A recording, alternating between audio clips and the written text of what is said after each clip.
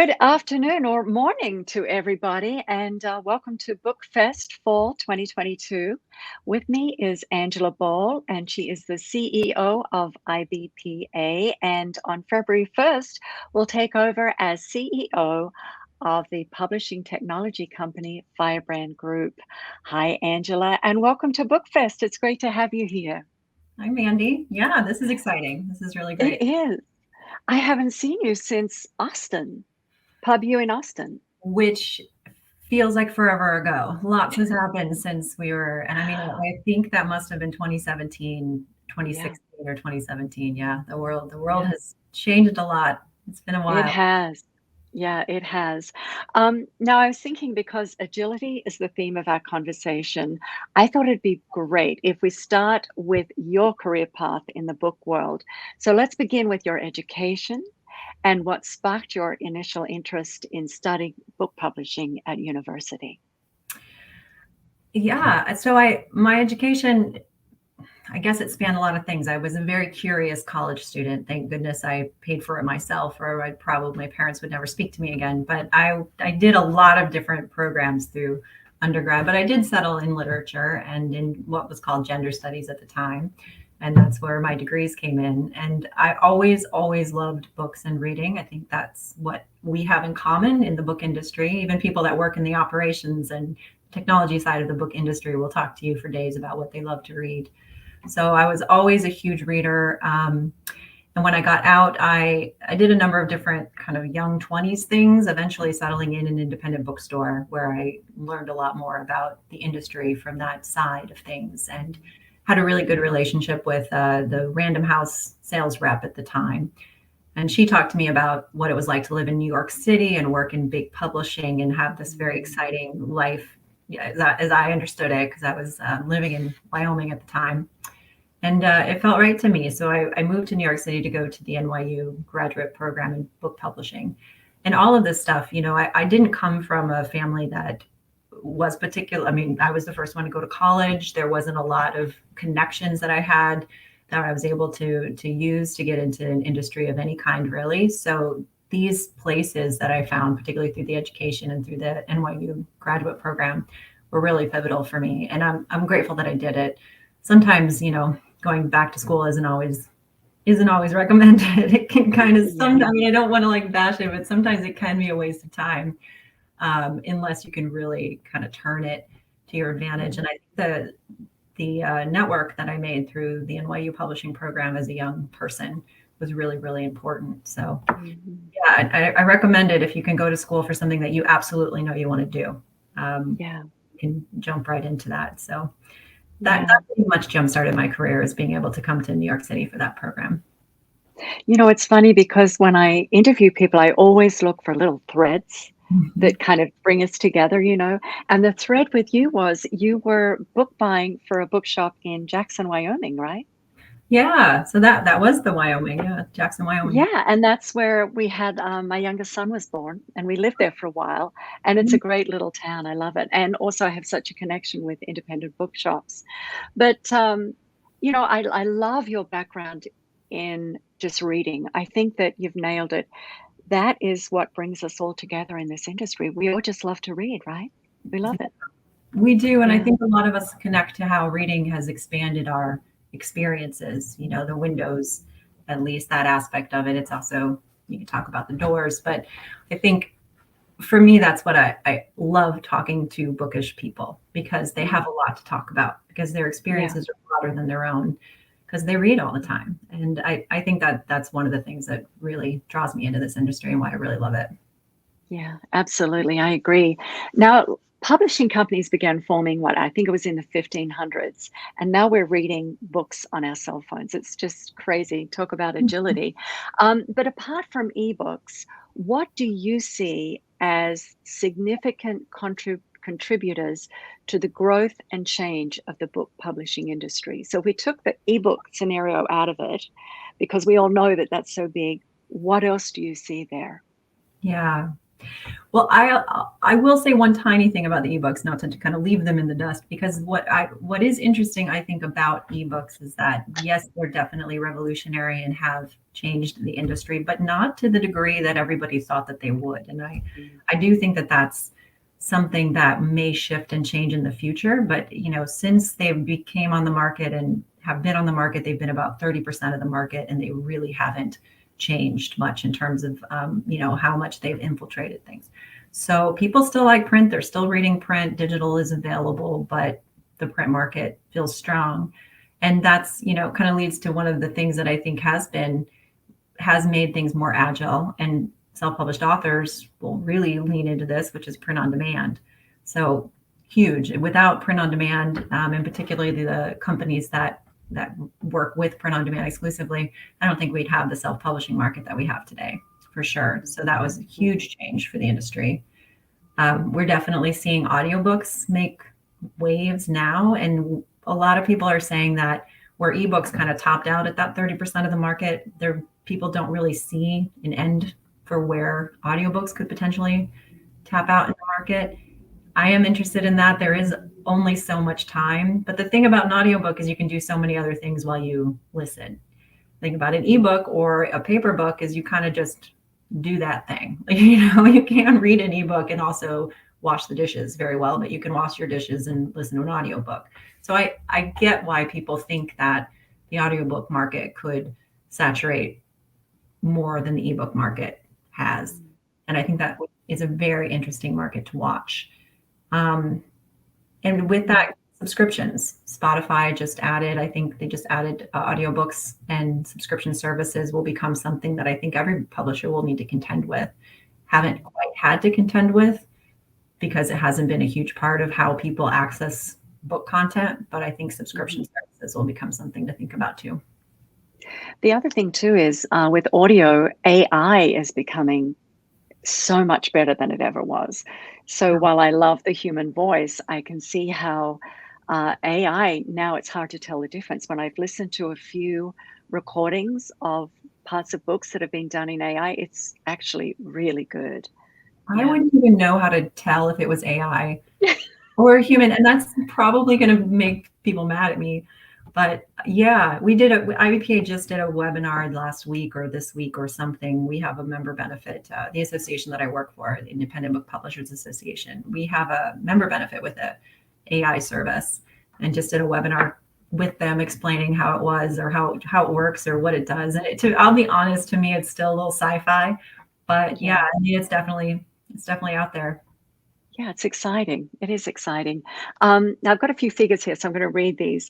Publishers Global states we now have over 20,000 publishing companies in 132 countries. Words Rated figures for 2022 show that 30 to 34% of all ebooks sold are self-published, that Amazon pays $250 million in royalties to self-published authors each year.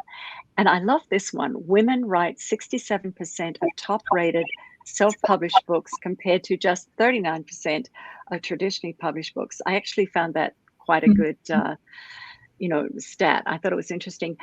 It isn't easy to find exact figures regarding self-publishing for quite a few different reasons. For example, some people don't use ISBN numbers, etc. But something that is really dear to my heart, let's discuss the importance for self-published authors to consider the publishing guidelines created by IBPA. Yeah. So if you can share that, because I think it's great, and I turn a lot of my students onto that. It's just such a great asset they have there, and that actually part is free on your page. We do have a lot of free content. I mean, as a professional trade association, a big mandate of ours has got to be to promote professional standards in our within our industry. So we will do that. And I don't think IBPA can take full credit for any of these professional standards, really. They're set by other groups too, and we kind of consolidate them and talk through them. So, barcoding standards are set by the Book Industry Study Group, for example, and we'll just kind of point to those. But it is really important. You said there's 20,000 publishers, and I thought, well, I don't know, there's a lot more than that. I mean, if you'd consider the ones that are just going through KDP, for example. Yeah. And if these folks, the authors, if you will, that are publishing through KDP, excuse me, also think about themselves as publishers, which we would hope that they do, then they're professional publishers, and the standards we think matter. Um, I don't know. I think that consumers do tell a book by its cover. I think when you're publishing, even if, again, you're just going through the KDP platform, you are publishing alongside the big five, and you are in competition with the big five books, and your book should stand alongside those just as well as the others. And that goes straight through the content, which obviously should be good and well edited, but to the design of the cover as well, that it looks like a book in the genre in which it's published. That the metadata is clean and clear and good. And that's just to your own benefit, because if you want that book to be found and purchased by anybody, the metadata should be really clean and clear and should speak well to the book and have great SEO. Sometimes I wonder why anybody gets into the business of book publishing, plus there's so much to learn. I'm obviously very intrigued by it and really energized by it, but I just hats off to authors that not only create the content, but then also take the next step, which is to create professionally published packaging for that content. It's a big job. And for anybody listening or watching this section, we'll put the link to that directly for IBPA for those standards, probably in the chat somewhere. But also, I think you can go to IBPA, just Google IBPA guidelines, publishing guidelines, and I think you'll find it. It just pops up pretty quickly. But it kind of leads me on to my next question. Why do self-published authors need to understand how the traditional publishing industry works? And for me, this was fascinating because, as I said earlier, before we went on air, I was doing all this research on you, and I went down a few rabbit holes, and one of them took me to your class that you give at the UCLA Extension. And I thought, man, that would be such an asset to anybody who took that class, because you do talk about this subject. Yeah, I have taught that. The UCLA extension class that I teach is on publishing business models, essentially, for authors. So if you want to publish and you want to figure out how to do it, we do talk about traditional publishing and hybrid publishing if you want to go that route, but we focus a lot on self-publishing because most of these authors have decided by the point that they pay for a class at UCLA Extension that that's a route that they really want to explore. Yeah. And it's a tricky answer to the question, why should you care or learn the traditional industry? Because somebody could say to me, I don't care and I won't. And I'll be like, cool, great. I mean, maybe you can find a way to push through in that space, and breaking the rules isn't necessarily a terrible thing as long as you understand the rules that you're breaking. So there's a lot about the traditional publishing industry that just doesn't really work well for them, much less for a self-published author who's got a different kind of business model and a way of working. So it's not that you have to completely follow all the tenets of traditional publishing in order to be successful. I think you have to understand why they're there, because I think you said the 1500s, many hundreds of years of publishing innovation has gone into this space. And there's a reason for a lot of these things. There's some things that you'll learn and you'll think, well, that's a dumb reason and it doesn't apply to me, so I'm going to do it a little bit differently. And I think that that's okay. I think you can break the rules once you understand how the rules are applied and why they're applied. Yeah. I will give you for some people will find this a very exciting example, and some will find it a super eggheady and not interesting example. And it's about printing the price on your barcode, which is something that self-published authors often don't do. And they're often advised not to do. I think even Amazon says don't print the price because you want to change it over and over. When you're selling it online, you want to raise it, you want to lower it. And there's a lot of reasons why not to print the price on the barcode. But one reason to do it is because Barnes & Noble requires it. And if you have a book that you want to get out into traditional spaces, you have to understand those rules and why they're there. So people have come to us who met with their local Barnes & Noble and they want to carry the book, and then they get hit with, well, we're going to charge you back for this. It's not actually, structured correctly. We can't actually get it in store because you didn't follow the rules. So it just stops you at a certain point in your publishing if you're not following the rules. Yeah. There's an interesting little tidbit of information about that too, is sometimes when Ingram changes their pricing, you will have to change your whole cover if you have the price in the barcode because of that. If you have to change your pricing. So there's just so many parts to publishing that you really have to understand. And it takes years. It takes years. And I can see why hybrid publishing is becoming popular, um, because you can just kind of hand it all over to someone. Mhm. But, there are hybrid publishers and there are hybrid publishers. So, you do need to be careful. Now, it goes without saying, I am a big fan of independent bookshops. And when I started the Bookshop podcast, I had a lot of self published authors emailing me or DMing me saying, that's great that you love independent bookshops, but they're not going to take our books because we're self-published. And we tell them we sell a lot on Amazon, and I'm just kind of giggling to myself, thinking, okay, well, that's a bit of a mistake there going in and mouthing off about Amazon.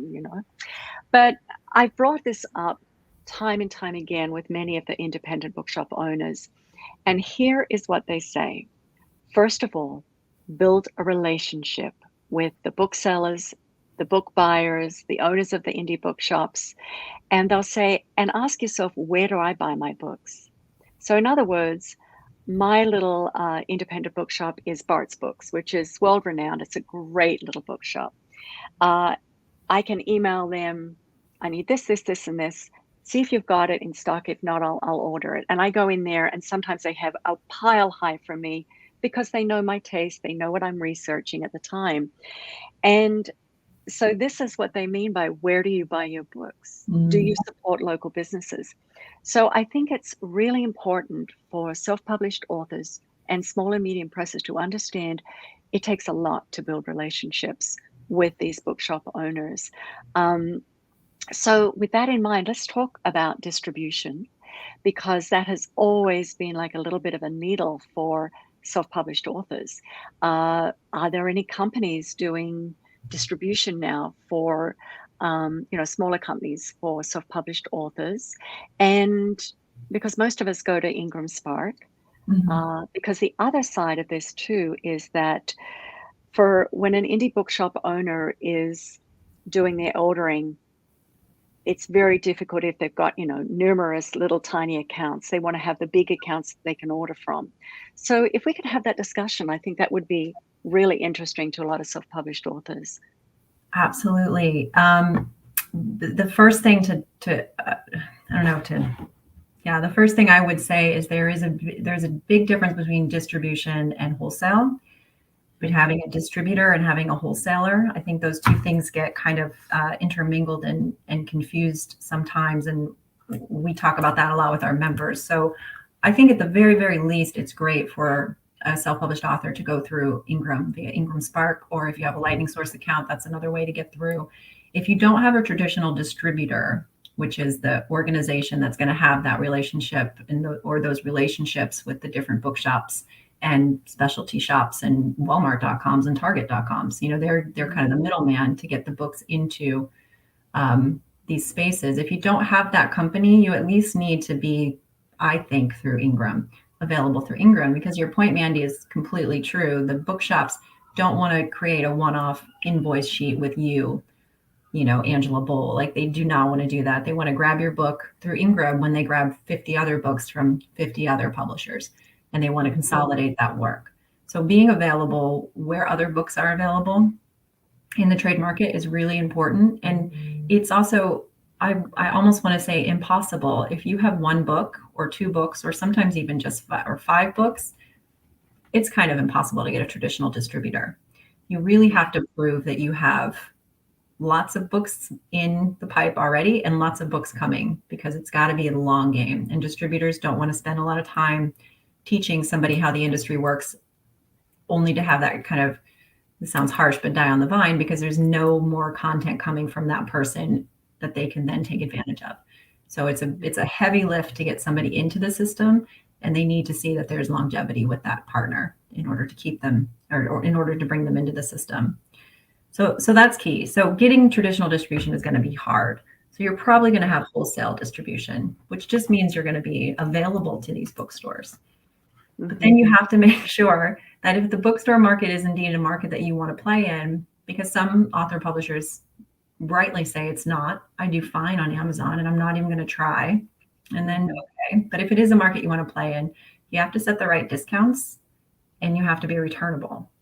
And sometimes each step of this process is like a wall for some authors. They're like, well, I'm willing to give you the right discounts, but I won't take returns, or I'm willing to do and I won't do this. And these are definitely fine decisions there to make. You can make your own decisions. That's why you're an independent author, because you want to make your own decisions.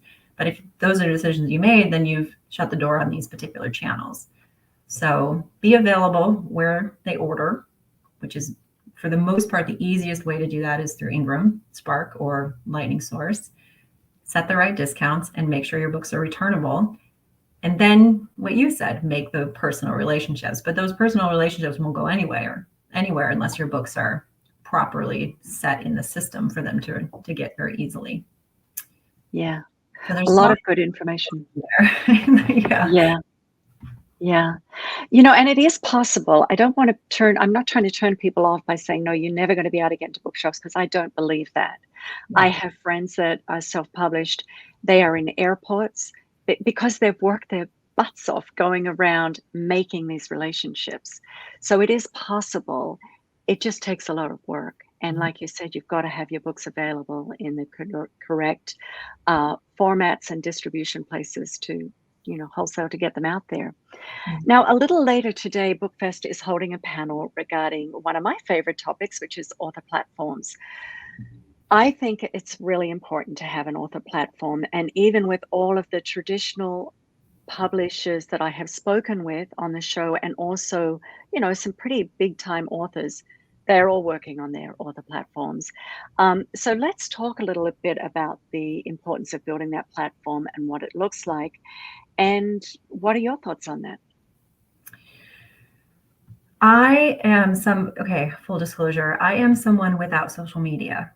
So this is coming from that kind of space and point of view. I understand, and I do think the author platform is really important. And I actually think maybe a little bit more so even in the self-published space, because you're not going to have the support of the publisher or the distributor or the other people in the supply chain to help get your book out there. When you are self-published, you are the one.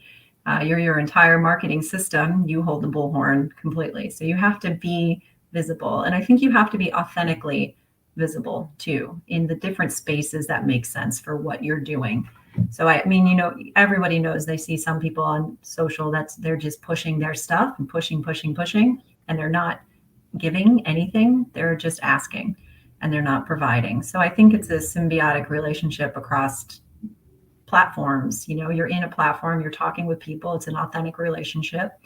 And that can be really important. I've heard, Brooke Warner, who she writes press, and she wrote a book called Greenlight Your Book that talks about author platform a bit. And she might have changed her point of view on this in a while. So I will attribute this to when the book first came out. But she does talk about how she left Seal Press because she saw Seal Press lean, from her perspective, a little bit too much into, you must have an author platform or we will not publish you. And that she just realized there was a lot of really great content that people were writing, but they weren't people who were known.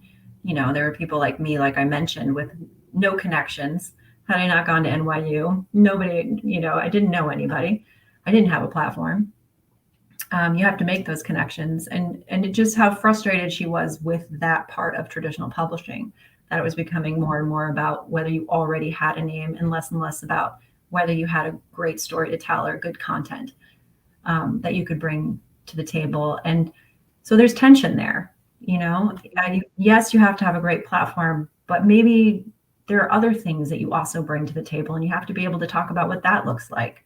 And if you're not really, really great on Twitter or Facebook or wherever these social media platforms are being developed, it almost feels bad for you to even be there, because it's like wasted space, and everyone can tell that, you're there you're grudgingly participating or something like that. It has to feel authentic.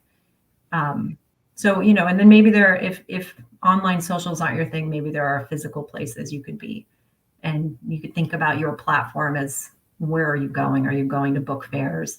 Are you trying to talk to groups of people in a physical space? There's different ways to be platformed that aren't all social platform too. Mm-hmm.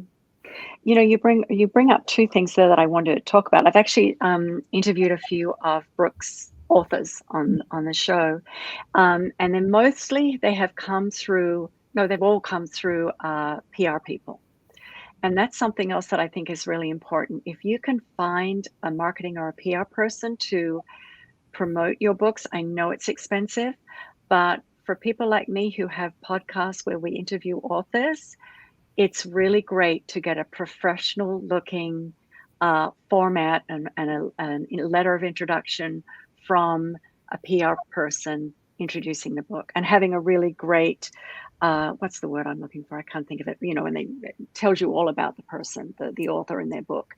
Yeah. It's super important to look professional if you want to be on different podcasts and TV shows or blogs, whatever. You just have to have that edge, because otherwise we get inundated with people that could have really good books, but there's a professionalism that has to come through, I think. um, the other thing that you brought up was, what was it? Oh yeah, with social media, I think that there's a lot of people selling books on, well, I know they are on Book Talk, right, through Yeah. TikTok. But I tell you, it takes so much time. There's no way I could do it. I've tried it, and it's just too much time. And so you really do have to be dedicated. And I thoroughly agree with you about choosing, even if it's just one social media platform. But it's not just about you. You have to figure out where your group is, where your tribe is that are going to buy your book.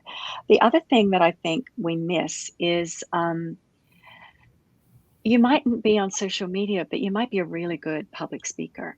Right. You might have something that is a subject in your book that you are quite knowledgeable about and that people will want to talk to you about. So it's not always about being an author so much as having this other side of you that stands out a little bit. Yeah. I just think that's incredibly important. And you can do it as an introvert, which is what I Yes. do. I mean, there's definitely then afterwards the downtime that's required, but introversion doesn't have anything to do with whether or not you have something to say and can say it, well to a group of people. That can happen. So I don't think that should feel like a stopping force for folks if they feel like they're introverted. I think that it's still possible to do that well. Just make sure that you book that extra 2 hours afterward, that you can just go sit in a dark room if you need to and collect your thoughts. Yeah, it's an interesting thing. And I love your point about PR and that you found your authors through PR, because that another thing we talk a lot about with folks is that, there is an expense to publishing your work. There's, you got to get the cover designed and the production and the editorial and stuff. And that's just to get the thing finished. But there's also money to be spent on stuff like PR and marketing. And that should be part of the expectation, that it's not just making the book available and then you're done and then it's just going to take off. I mean, I feel like even when I say that, it feels too simplistic to even mention or need to mention. But yeah, I mean, you can't just put it up for sale and then kind of wait and see. There's a lot of other things that could happen, and it depends on how much you want to invest in this and where you're going to take it. But investing in PR, investing in marketing, it can help. It's super, super important. I think the key word is professionalism. Yeah. Make it as professional as you can. And it's always, people say self-publishing. I really don't like that term. I think indie publishing probably is a little closer, because it's such an oxymoron. Because if you're self-publishing, most people I know who do it have a great team behind them. They have that whole team, and you just choose the things that you can do well, and then you have to kind of make a list of the things that you can kind of let go of, and the things that you definitely want to let go of, and just let a professional take over. Yeah, and that's how I feel about social media. I'm not authentic in those spaces. I'm not good in those spaces. So that would definitely be, for me, a space where I would just have to either not live there or have somebody live there for me. Yeah. No, and that's good, but that's you understand that. So that's the Mhm. part of learning the lesson, I think, to do with self-publishing. Um, Now let's talk a little about your time at IBPA. To you, what are some of the real, in looking back at your professional life there, that you feel really proud about? And I don't want you to cry because I'm sure you have an Yeah, attachment to me too. it. Yeah, so I've been there 9 years and 4 months. I know because I just wrote my last letter to Mm, membership. I mean, my last letter was a ton of thank yous, to be frank. Like, there's just been what am I super proud of? I think just having the experience of having been able to work with independent publishers at that level for so long. I'm honored to have been able to do that. I'm proud of the work that we accomplished. I mean, we could say things. We did grow membership. We did add dozens of new member benefits, some new partner programs. We shifted through. We've increased revenue. Like, things have happened that have been really good for the community and to make IBPA a very stable organization. But the things that I'm most proud of, I hope that people have felt through my tenure like they're part of a community and that they're in this space together and that they have each other to lean on and to work with as they're, independently publishing, from the largest independent publishers down to the single book self-published authors. That's a lot of space in there for folks to engage. And that really, yeah, I mean, I could go on more about that. I feel like IBPA, it's in what it is, in its DNA, is a community building space. The motto is helping each other achieve and succeed. So to be able to foster those connections, I'm really happy about that. And I know it will continue. IBPA has been going to celebrate its 40th anniversary in 2023. So it's got a really bright future ahead of it. And they're going to bring in a really whip smart new CEO that's going to take it into the 40th year. I'm excited to see that. I don't think it'll ever lose its community based roots. mm.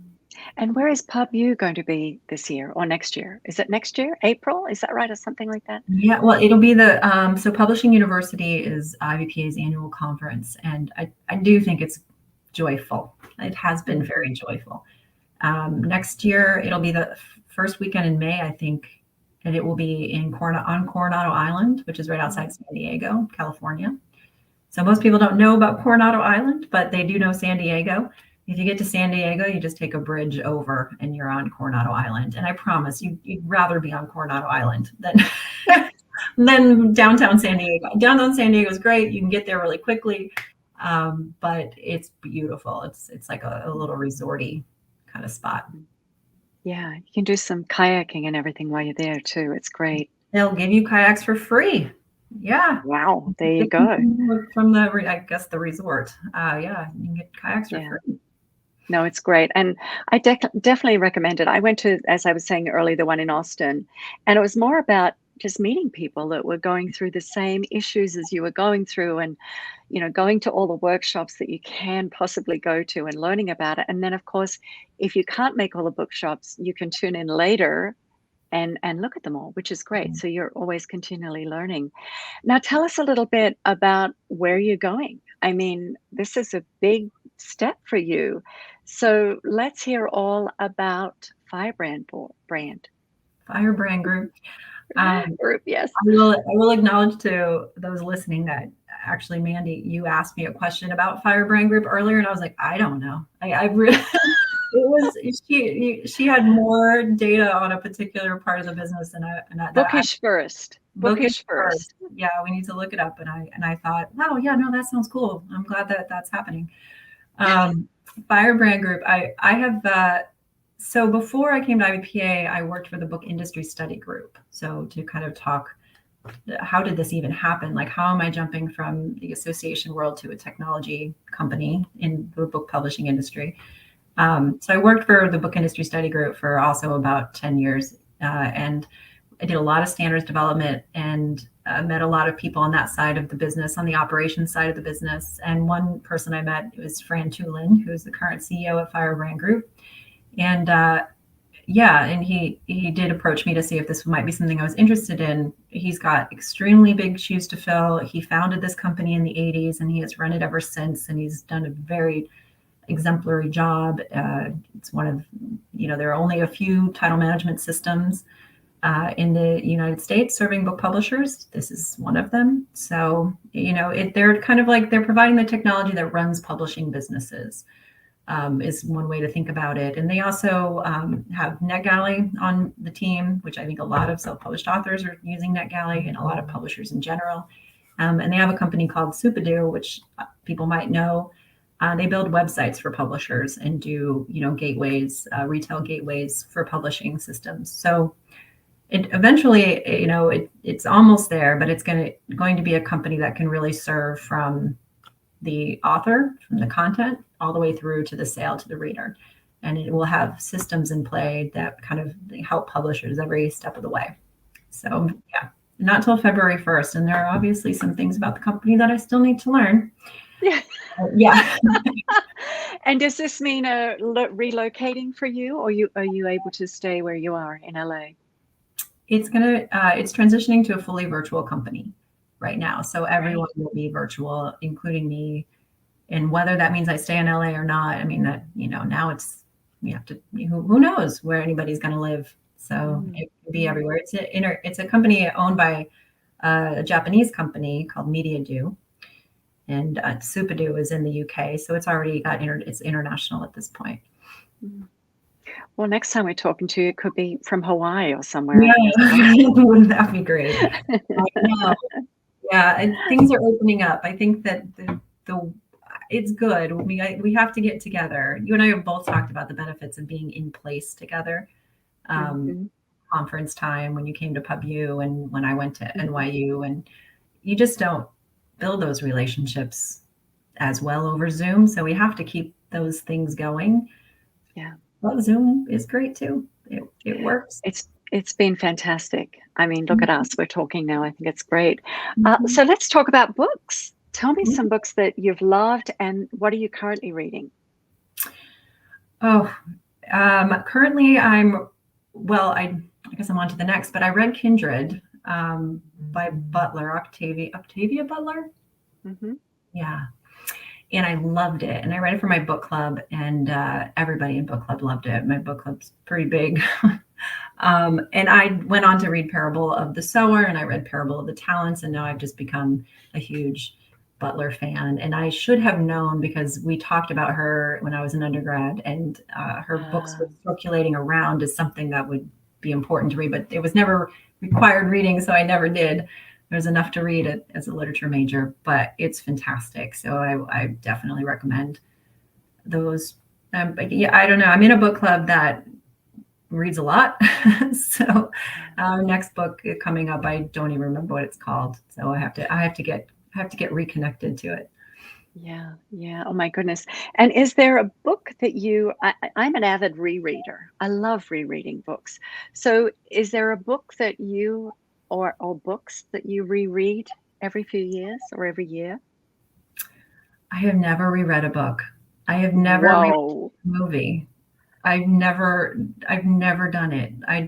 I don't know that there's enough time to even read all the things that I want to read. I guess that's I reread A Wrinkle in Time for my book club, which I read as a tiny child. And I remember really, really loving it as a kid. And then I reread it about 2 years ago for my book club, and I didn't like it. So maybe don't reapproach your darlings, because, I'm different. I'm definitely older, but nobody in book club really loved it as grown-ups reading A Wrinkle in Time, Madeleine L'Engle. So, but that's the only one I can remember that I've ever reread. There's too much to read. Yeah. Do you have one that you've read? I have about 10. I mean, I literally just finished one a while ago for the show, and I can't wait to get back to it again.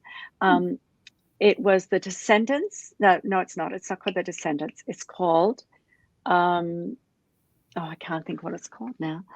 The Displacements by Bruce Holsinger. Brilliant book. But there are books that I know that I think I wish everyone would read this book. Do you have any of those? Do you have any of that kind of book where you think, if everyone would read this, that'd be great? I'd love to see more people reading this. I feel on this. I wish I could name more. I guess it always changes. Like it depends on what kind of flows through. I used to have ready answers to that, but then I got 10 years older and 20 years older and 30 years older from there. So like it's a bit different now.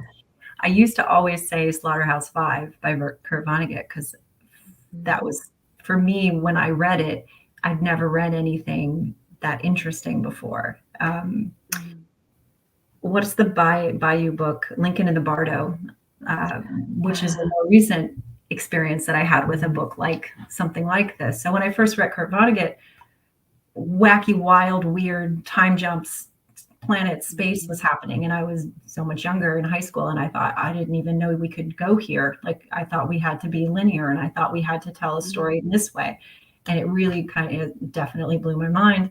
And I thought Lincoln in the Bardo was one of the ones coming as a grown-up. It's a couple years ago or so that it was published, and it was so spooky and so well done, and I totally bought it, and I believed the ghosts were. I just thought it was told so well. So I think books that kind of help you think differently about what you think reading is are really interesting. And something that I've noticed too in the book publishing industry, since everything we've gone through in the last few years, publishers are really listening and they're doing more books in translation and they're bringing more authors from different countries. And I'm loving this. I'm reading books now that I never would have even thought about reading. A lot of it is because of the show, but they lead me on to other books. So I'm pretty excited about translations right now. I think that's another part of the industry that is exciting to me, you know? Yeah, I mean, for me, that's a little opaque. I don't even know if I'm reading a translation, to be honest. So, Yeah. yeah, it'd be interesting to look into that. Yeah, Uh, well, the fun thing is it's translated, but the way they're writing, you're not reading a book written by an American or it's just so cool. I love it. I'm pretty excited about that. So yeah, I do think that books in translations is pretty exciting right now. Now, is there anything else before we close that you can think of that you'd like to let our listeners know or anything at all? I think just thanks for the opportunity. I'm wondering, as I move out from IBPA into Firebrand Group and things change, it really is opportunities like this, being able to talk about books. Like it kind of caught me off guard when you asked me about a book. I thought nobody asks me about what I'm reading or wants to actually talk about books. Like they want to talk about a barcode or what should go on the spine, but nobody actually wants to talk about the books. So I think this is such a genuine space, and being able to actually talk about the books, that was pretty joyful. So yeah, I would say this is a good space to be in. Yeah. And I want to say thank you to Desiree and Dave for having us and inviting us on the show. It's been wonderful. BookFest is just growing in leaps and bounds, and it's exciting. All of these things to do with books to me and reading, I just love them. Yeah, Yeah. absolutely. Yeah. Well, thank you so much, Angela. And to learn more about Angela, you have your own page on the BookFest website, and so do I. So I just think go and read and let us know you find ways to get in touch with us through those pages. Angela, thank you so much. This has been a joy, and I wish you all the best in your new endeavor. Thanks, Mandy. I appreciate it. You too. Thank you.